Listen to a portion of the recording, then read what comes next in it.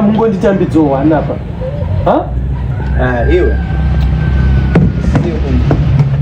Sio mafuni. Kigara chungu cha. Ameruda. Mama. Ukwenda kupi? Ndakabata kama bucket ndakwenda ufu.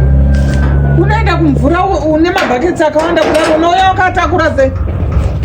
Ndotouya kane 1 ndotsiga ndosiya ndouya ndotsiga ndosiya nchiuya ne 1 kuningaita sei? Nhaiwa chani.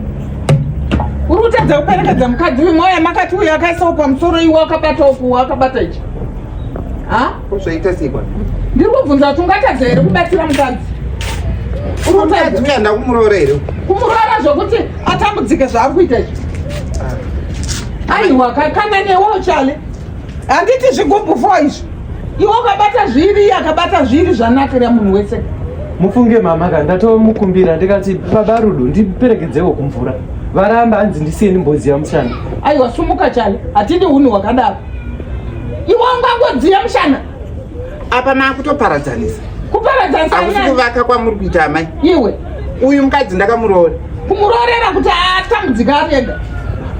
Ndomushandira, ndomuroora, zvese nekumvura. Ai mama itai mushe. Unoziva chale zvaunondita handizvidi. Aiwa. Kurumidza enda kubatsira mukadzi. Kumvura ndiyeni. Unaenda. Kumvura ndiyeni. Kana. Kumvura ndiyeni. Baba rudo iwe uya kubatsira zimuni. Uya kubatsira zimuni. Uchibva kumvura. Siyana neni. Uchibva kumvura ndotora bucket nesobheura mucheni. Kubheura pai. Aiwa kana manje kumvura. Ina zvakunetsana nemani. Ndiani kwanga Roni? Roni uya ndibatsire zimuni. Kwaimanetswana neimi. Chakunetsa ichi. Iwewe chale ndoda munhu anoteerera inini samai vake. Handiri kuzvinzwa. Pesa munogara makangoti ye nenyaya yemvura. Unotadzire kubatsira mukadzi iwe. Unotasei uchitadza kubatsira munhu. Inda uchidaro so. Ibi midai matobatsira muroora. Asi hatikupe chikafu hande mai rudo. Hande tocha. Anoflasha muterezi ne 20 ndini ndongora. Handai. Bata. Ndiende kumvura muri.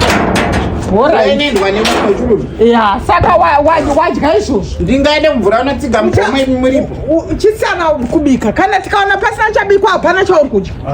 Iwana kugara zuva rinodyiwa. Pamba pababa wangu. Alright. Saka nhasi uchadya chikafu chababa wako akafa iva. Vanonetsa. Kana varipo chete vanotonetsa nenyaya yemvura. Ngavaende kumvura ina handimboiti swere. Ndotodziya zvere.